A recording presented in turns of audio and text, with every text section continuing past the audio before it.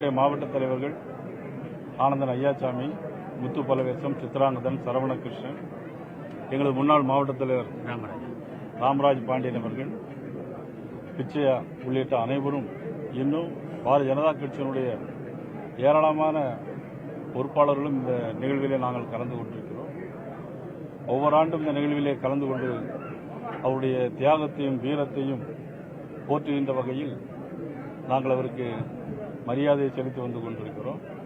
பாரத பிரதமர் நரேந்திர மோடி அவர்கள் இந்த நாட்டுக்காக உழைத்த அத்துணை தியாகிகளையும் நினைவிலே வைத்துக் கொண்டு அவர்களுக்கு புகழஞ்சி செலுத்துவதில் பாரதிய ஜனதா கட்சியும் நரேந்திர மோடி அவர்களும் என்றைக்குமே தவறியதில்லை. அந்த வகையில் இன்றைக்கு மாமன்னன் பூலித்தேவனுடைய இந்த நினைவு நாளில் அவர்களுக்கு நாங்கள் புகழஞ்சி செலுத்துவதற்காக வந்திருக்கிறோம்.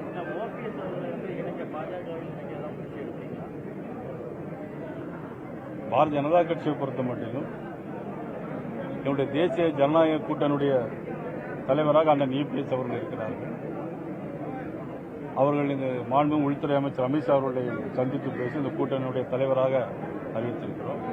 அதே நேரத்தில் அம்மா மக்கள் முன்னேற்ற கழகத்துடைய பொதுச் செயலாளர் மதிப்பிற்கு மரியாதைக்குரிய திரு டிடிவி சார் அவர்களும் பாராளுமன்ற தேர்தலிலிருந்து தொடர்ந்து எங்களோடு பயணித்துக் கொண்டிருக்கிறார்கள். நீங்கள் ஓபிஎஸ் மட்டும் கேட்டிருக்கிறீர்கள்.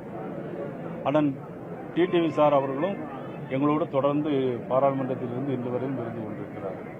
எங்களை பொறுத்தவரை வலுவான கூட்டணி அமைக்க வேண்டும் என்றுதான். ஏனென்று சொன்னால் இந்த திராவிட முன்னேற்ற கழக அரசு சொத்து வரி உயர்வு, மின்கட்டண உயர்வு, பாலியல் வன்கொடுமைகள், அது மட்டுமல்ல சட்டம் ஒழுங்கு பிரச்சனை, கள்ளச்சாராயம், போதை மருந்து பொருட்கள் நடமாட்டம் அதிகம், சட்டம் ஒழுங்கு சரியாக இல்லை, இதையெல்லாம் நாட்டு மக்கள் பார்த்து கொண்டிருக்கிறார்கள். பொதுவாக ஒரு ஆளுங்கட்சின்னு சொன்னா ஆன்டி இன்கம்பன்சின்னு இருக்கும்.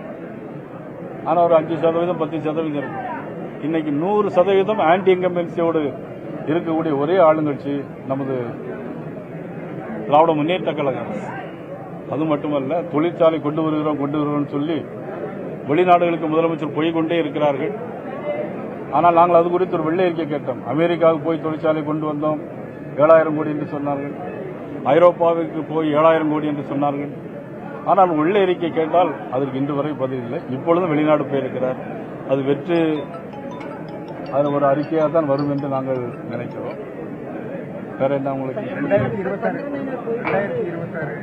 சட்டமன்ற தேர்தலில் தமிழக பாரதிய ஜனதா கட்சி சார்பில் 234 தொகுதிகளில் மாநில தலைவர்கிற அடிப்படையில் சுற்றுப்பயணம் மேற்கொள்வது.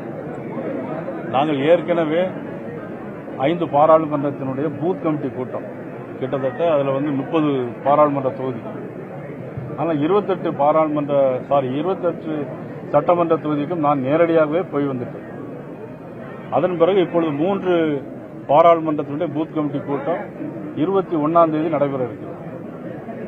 அது அநேகமாக திண்டுக்கல்ல நடைபெறும். தேனி, திண்டுக்கல், மதுரை, அது 3 பாராளுமன்ற 18 தொகுதிகள் வந்துடும். அப்ப ஏற்கனவே நாங்கள் 26, அப்புறம் 18, 54 தொகுதிகிட்ட வந்தோம். எல்லா சட்டமன்ற தொகுதியிலும் பூத் கமிட்டி அமைப்போம். அது குறித்து மாநாடுகளும் போடப்படும்.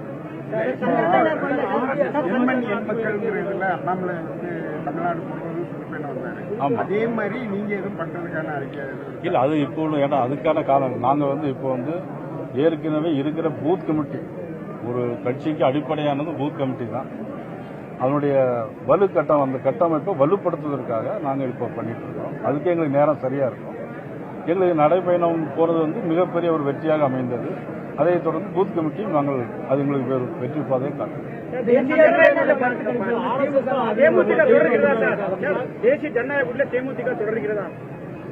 இல்ல, அது குறித்து இனிமேல் தான் பேச்சுவார்த்தை நடக்கும்.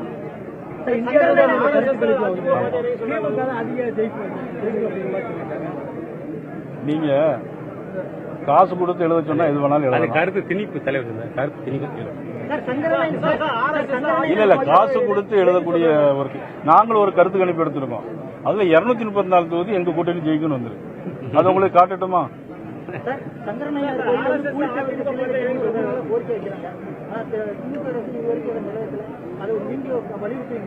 அதாவது என்னன்னா, மாமன்னன் பூலித்தேவனுடைய புகழை உலகமெங்கும் எடுத்து செல்லணும். அது எங்களுக்கு மாற்று கருத்தே இருக்காது.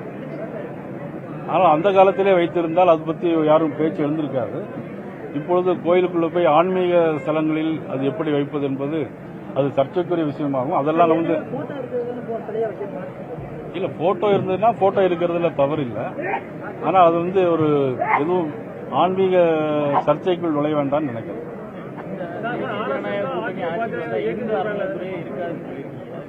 பாரதிய ஜனதா கட்சியினுடைய உங்களுடைய கொள்கை அறநிலைத்துறை வேண்டாம் என்பதுதான். அறநிலைத்துறை இல்லாமல், ஏன்னா அறநிலைத்துறையில பணத்தெல்லாம் எடுத்து அரசாங்கம் என்ன பண்றாங்கன்னா நாங்க நகையெல்லாம் எடுத்து உருக்குறோம் அப்படிங்கிறாங்க. எவ்வளவு நகை எடுத்தாங்க, எவ்வளவு உருக்குனாங்க, எங்க போய் அதை பெருக்குனாங்கன்னே தெரியாது. அதனாலதான் எங்களுக்கு வந்து அரசுடைய சொத்துக்கள் கோயிலுக்கே இருக்க வேணும் அப்படின்னு.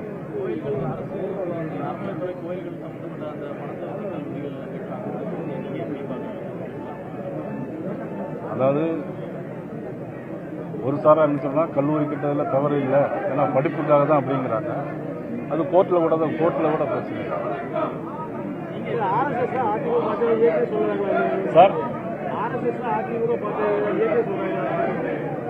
ஆர்எஸ்எஸ் இயக்குதுன்னா